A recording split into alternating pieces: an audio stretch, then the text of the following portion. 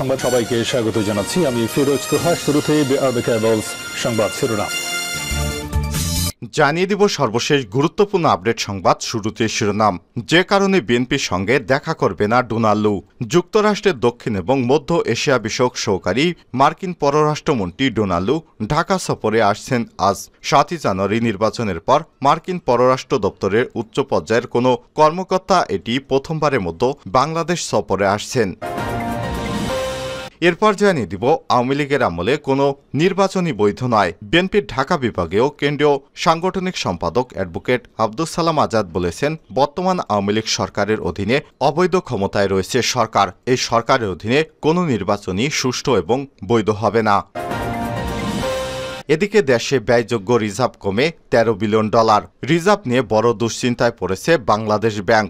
গত 2.5 বছরে রিজার্ভের পতন কোনোভাবেই ঠেকাতে পারছে না আর্থিক খাতের এই নিয়ন্ত্রক সংস্থা। সোমবার 13 মে এশিয়ান ক্লিয়ারিং ইউনিয়ন বা আকুর আওতাধীন দেশগুলোর আমদানি বিল বাবদ $1.62 বিলিয়ন পরিশোধ করার পর রিজার্ভে বড় ধাক্কা লেগেছে। এবার ব্যয়যোগ্য রিজার্ভ এসে দাঁড়িয়েছে $13 বিলিয়ন। জানাবো বিস্তারিত, সঙ্গেই থাকুন।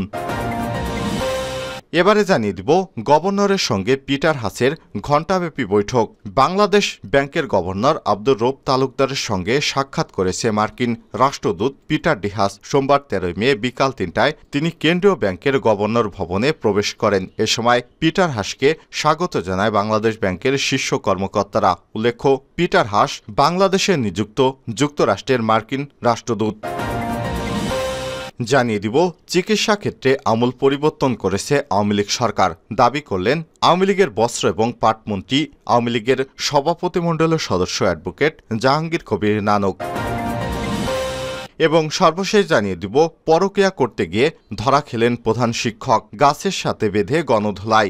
গাইবান্ধার সুন্দরগঞ্জে প্রেমিকার সঙ্গে দেখা করতে গিয়ে গণধোলাইয়ের শিকার হয়েছে গোলাম রাব্বানী বকুল 50 নামে প্রাথমিক বিদ্যালয়ের এক প্রধান শিক্ষক। এই ঘটনায় 28 সেকেন্ডের একটি ভিডিও সামাজিক যোগাযোগ মাধ্যম ফেসবুকে ভাইরাল হয়েছে। রোববার 12 মে রাতে উপজেলার দহবন্দ ইউনিয়নের হুরাভায়া গ্রামে এ দুর্ঘটনা ঘটে। গণধোলাইয়ের শিকার গোলাম রাব্বানী বকুল ওই ইউনিয়নের আরাজি দহবন্দ গ্রামের নিয়ামতুল্লাহ সরকারের ছেলে এবং বামনডাঙ্গা ইউনিয়নের তালুক ফলগাছা সরকারি প্রাথমিক বিদ্যালয়ের প্রধান শিক্ষক। স্থানীয়রা জানায়, উপজেলা দহবন্দ ইউনিয়নের হুরাভায়া খাগ গ্রামের মুফাজ্জিলের রহমানের স্ত্রী আলেয়া বেগমের সঙ্গে দীর্ঘদিন প্রেমের সম্পর্ক চলছিল গোলাম রাব্বানী বকুলের। ফলে প্রায় রাতেই ওই নারীর সাথে তার বাড়িতে যেতেন। এরই ধারাবাহিকতায় রোববার রাতে ওই নারীর কাছে যান। এক পর্যায়ে তাদের অন্তরঙ্গ অবস্থায় দেখতে পেয়ে ওই নারীর ছেলে গোলাম রাব্বানীকে আটক করে স্থানীয়দের খবর দেয়। স্থানীয়রা এসে তাকে বাড়ির পাশে একটি সুপারি গাছে রশি দিয়ে বেঁধে রাখে এবং গণধোলাই দেয়। প্রিয় দর্শক, এতক্ষণ শুনছিলেন সংবাদ শিরোনাম, এবারে বিস্তারিত।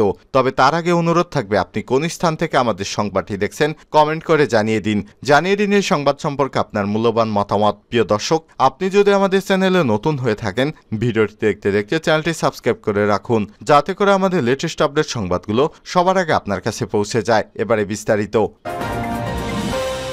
যে কারণে বিএনপির সঙ্গে দেখা করবে না ডোনাল্ড।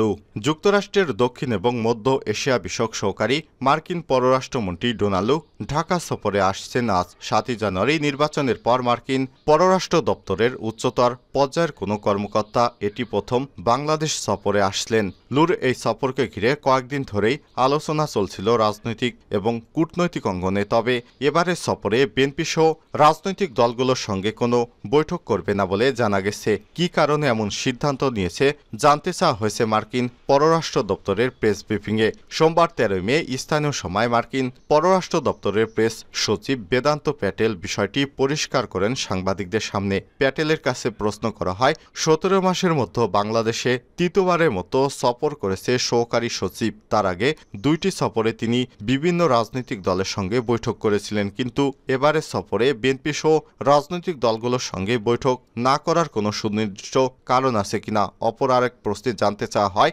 বাংলাদেশের অভ্যন্তরীণ রাজনৈতিক বিষয়ে যুক্তরাষ্ট্রের অবস্থান পরিবর্তন হয়েছে কিনা।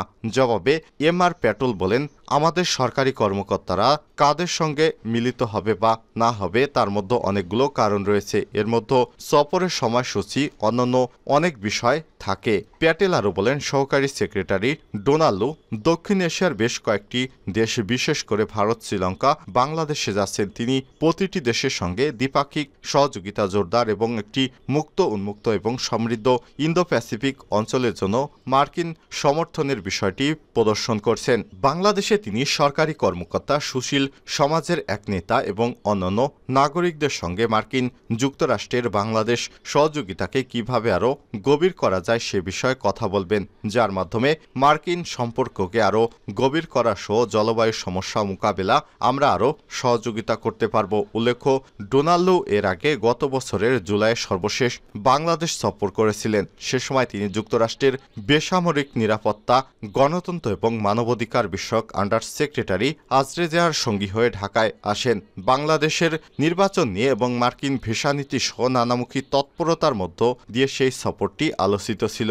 এই সফরকে ঘিরে আবারও সরেগরম রাজনৈতিক অঙ্গন। আওয়ামী লীগ বলছে, দুই দেশের সম্পর্ক নতুন উচ্চতায় নিতে এবং এই সফর গুরুত্বপূর্ণ। অন্যদিকে ডোনাল্ডোর এই সফর নিয়ে কোনো আগ্রহী নেই এমন দাবি বিএনপির। তবে তাদের এবারের সফরটা যতটা না রাজনৈতিক তার চেয়েও বেশি কূটনৈতিক এবং অর্থনৈতিক, জানিয়েছে মার্কিন পররাষ্ট্র দপ্তর। আলোচনা হবে জলবায়ু সংকট, দ্বিপাক্ষীয় অর্থনৈতিক সম্পর্ক জোরদারের বিষয়। এছাড়াও সরকারের বিভিন্ন পর্যায়ের কর্মকর্তাদের সঙ্গেও বৈঠক করবেন তিনি। আওয়ামী লীগের আমলে কোনো নির্বাচনই বৈধ নয়। বিএনপির ঢাকা বিভাগেও কেন্দ্রীয় সাংগঠনিক সম্পাদক অ্যাডভোকেট আব্দুস সালাম আজাদ বলেছেন, বর্তমান আওয়ামী লীগ সরকারের অবৈধভাবে ক্ষমতায় রয়েছে। এই সরকারের অধীনে কোনো নির্বাচনই বৈধ নয়। তাই দলের সিদ্ধান্ত অনুযায়ী আসন্ন আমরা সম্মিলিতভাবে উপজেলা নির্বাচন বর্জন করব। এই বাকশালী আওয়ামী সরকারের পতনের জন্য আমাদের চলমান আন্দোলনকে আরও বেগবান করতে হবে।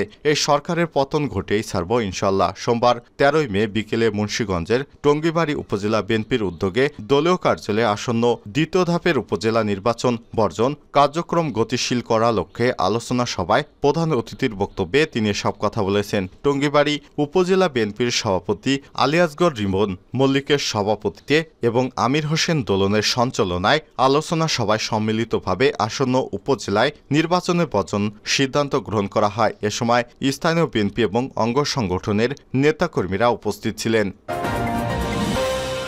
দেশে ব্যয়যোগ্য রিজার্ভ কমে $13 বিলিয়ন। রিজার্ভ নিয়ে বড় দুশ্চিন্তায় পড়েছে বাংলাদেশ ব্যাংক। গত 2.5 বছরে রিজার্ভের পতন কোনোভাবেই ঠেকাতে পারছে না আর্থিক খাতের এই নিয়ন্ত্রক সংস্থা। সোমবার 13 মে এশিয়ান ক্লিয়ারিং ইউনিয়ন আকু আওতাধীন দেশগুলোর আমদানি বিল বাবদ $1.62 বিলিয়ন পরিশোধ করায় রিজার্ভ বড় আকারে ধাক্কা লেগেছে। আকুর বিল সমন্বয়ের পর গতকাল রোববার 12 মে মোট রিজার্ভ এসে দাঁড়িয়েছে $23.72 বিলিয়ন। তা আন্তর্জাতিক মুদ্রা তহবিল IMF এর পরামর্শে BPM-6 ম্যানুয়ালি অনুযায়ী $18.30 বিলিয়ন।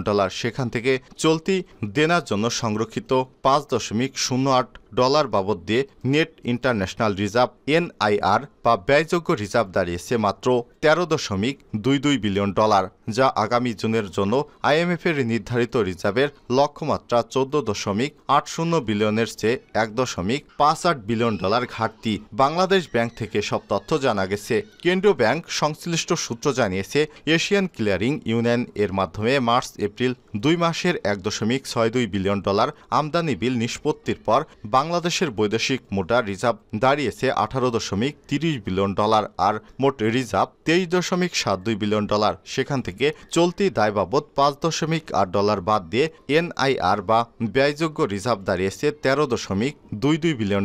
সাধারণ আঞ্চলিক আমদানিদের জন্য আকুর এই পেমেন্ট ব্যবস্থার অধীনে 9টি সদস্য দেশ বাংলাদেশ, ভুটান, ভারত, ইরান, মালদ্বীপ, মিয়ানমার, নেপাল, পাকিস্তান ও শ্রীলঙ্কার আর্থিক লেনদেন সম্পন্ন হয়। প্রতি 2 মাস পর পর আকুর বিল পরিশোধ করতে হয়। সূত্র জানায়, IMF $4.7 বিলিয়ন ঋণ কর্মসূচির আওতায় আগামী জুন নাগাদ NI এর হিসাব রিজার্ভের লক্ষ্যমাত্রা কমিয়ে নির্ধারণ করেছে $14.80 বিলিয়ন। সেটিও জুনের মধ্যে পূরণ করা নিয়ে যথেষ্ট সংশয় দেখা দিয়েছে। সর্বশেষ গত 8 মে IMF NIR বা ব্যয়যোগ্য রিজার্ভের লক্ষ্যমাত্রা নির্ধারণ করে দিয়েছে $14.80 বিলিয়ন। অর্থ মন্ত্রণালয়ের একটি সূত্র জানিয়েছে, চলতি বছরের সেপ্টেম্বরের শেষে রিজার্ভের লক্ষ্যমাত্রা $14.89 বিলিয়ন ডলার এবং ডিসেম্বর শেষে তা লক্ষ্যমাত্রা 15.30 বিলিয়ন ডলার নির্ধারণ করা হয়েছে। এছাড়াও 2025 সালে মার্চ শেষে 16.61 বিলিয়ন ডলার এবং জুন শেষে তা 19.44 বিলিয়ন ডলার। বাংলাদেশের ব্যাংকের তথ্য বলছে 2021 সালের আগস্ট মাসের রেকর্ড 48 বিলিয়ন ডলার ছিল। মাত্র আড়াই বছর আগে রিজার্ভ নেমে এখন 23 বিলিয়ন ডলারের ঘরে, আর ব্যয়যোগ্য রিজার্ভ দাঁড়িয়েছে মাত্র 13 বিলিয়ন ডলারের ঘরে। গভর্নরের সঙ্গে পিটার হাসের ঘণ্টাব্যাপী বৈঠক।